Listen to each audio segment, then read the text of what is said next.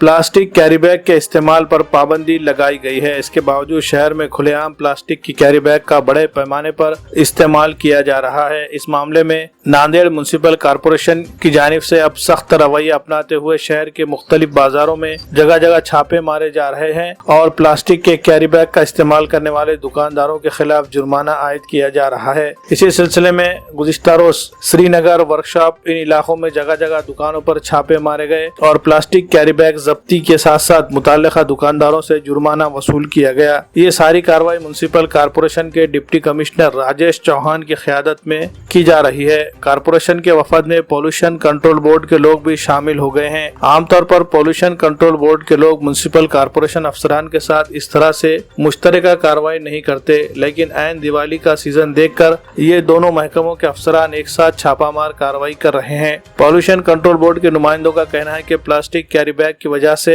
माहौलियाती आलूदगी फैल रही है, जिससे काफी नुकसान हो रहे हैं। इस कार्रवाई से दुकानदारों में शदीद बरहमी फैल गई है।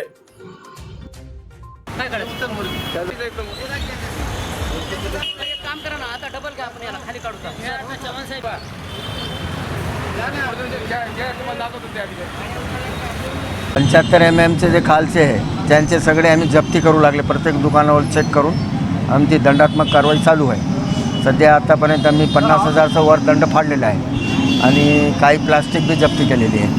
सणासुदीच्या काळात नाही तर सणासुदीच्या काळात प्लास्टिकचा खूप वापर होत आहे आणि त्यासाठी आपल्याला ते बंदी आहे। शासन नियमानुसार त्याला बंदी आहे। त्यासाठी आता आम्ही जेवढं काय आहे जे नियमानुसार आहे ते कारवाई करत आहे।